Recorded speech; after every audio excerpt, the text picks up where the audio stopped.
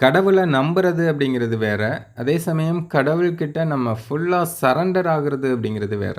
கடவுள்கிட்ட நம்மள முழுசா ஒப்படைச்சிட்டோம் அப்படின்னா, அதன் பிறகு நடக்க வேண்டியது எல்லாத்தையுமே கடவுள் பார்த்துக்குவார் அப்படின்னு ஒரு முழு நம்பிக்கை நமக்குள்ள இருக்கு அப்படின்னா, கட்டாயமா நமக்கு தேவையான எல்லா விஷயங்களுமே நம்மை வந்து சேரும். இதை எடுத்துக்காட்டும் விதமா ஒரு குட்டி கதை. ஒரு கிராமத்துல ஒரு சிறிய வியாபாரி ஒருத்தர் இருக்காரு. அவருக்கு வந்து பெரிய ஆளாகணும், பெரிய பணக்காரனாகணும் அப்படின்னு ஒரு மிகப்பெரிய ஆசை. பட் அவர் செய்ற தொழில் வந்து தினமும் அவருடைய குடும்பத்த பார்த்துக்கிறதுக்கே சரியா இருக்கு. மத்தபடி பெருசா ஒரு வருமானம் இல்ல. அவர் ஒரு நாள் ரோட்ல நடந்து வந்துட்டுருக்கும்போது, ஒரு நாணயம் ஒண்ணு அவருடைய கண்ல படுது. அத எடுத்து பார்த்தா, நாணயத்தின் நடுவுல ஒரு ஓட்டை இருக்கு. அதாவது அந்த காலத்துலலாம் அந்த ஓட்ட கால்னான்லாம் சொல்லுவாங்கல்ல, அந்த மாதிரி ஒரு நாணயம். இந்த மாதிரி நாணயம் கிடைச்சதுன்னா நமக்கு அதிர்ஷ்டமா இருக்கும் அப்படின்னு அவர் முழுசா நம்புறாரு. அத இதுக்கு முன்னாடி எங்கேயோ கேள்விப்பட்டிருக்காரு. யாரோ அவருக்கு சொல்லியிருக்காங்க. இந்த மாதிரி காயின் கிடைச்சதுன்னா, உன் வாழ்க்கையில எல்லாமே உனக்கு கிடைக்கும் அப்படின்னு. இவரும் ஓகே நம்ம இனி வாழ்க்கையில முன்னேற போறோம் அப்படின்னு நினைச்சுட்டு, அந்த காச வந்து எடுத்து அவருடைய பாக்கெட்ல வச்சுக்கிறாரு. வீட்டுக்கு போன உடனே தன்னோட மனைவி கிட்டயும் அவர் இந்த விஷயத்த சொல்றாரு. இந்த மாதிரி ஒரு காசு கிடைச்சிருக்கு.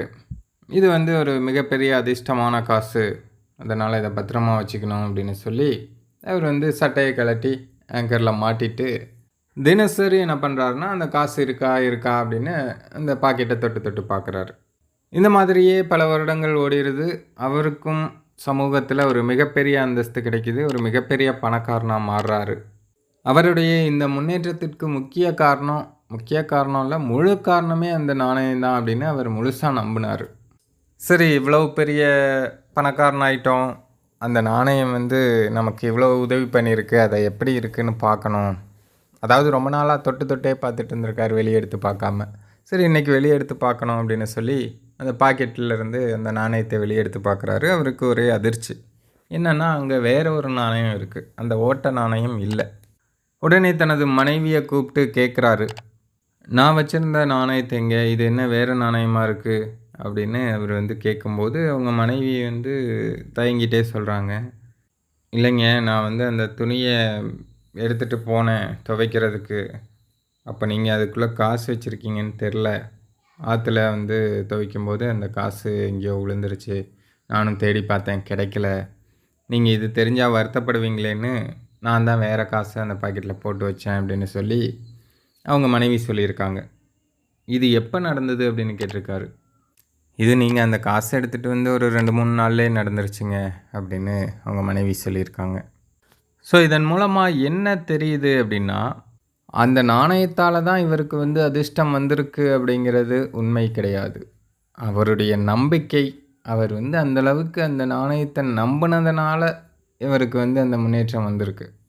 இதுக்கு தான் ஆழ் மனசோட சக்தி அப்படின்னு அறிவியல்லையும் ஒரு விஷயம் சொல்லுவாங்க. நம்ம ஒரு விஷயத்த அப்படியே நம்புறோம் அப்படின்னா, அதுக்கு தகுந்த மாதிரி தான் ஆழ் மனசும் செயல்படும்.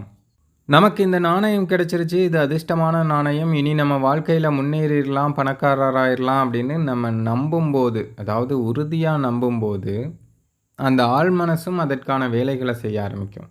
அதனால தான் அவர் வந்து அந்த பணக்காரராயிருக்காரு.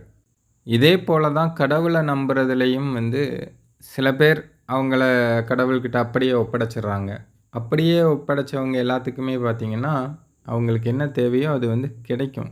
ஏன்னா, அவங்களுடைய ஆழ் மனசுல எல்லாத்தையும் கடவுள் பார்த்துக்குவாரு அப்படிங்கிற அந்த நம்பிக்கை இருக்கு. ஆனா, சில பேர் வந்து கடவுள நம்புவாங்க. பட் ஃபுல்லா நம்பாம இத அவர் செய்வாரா?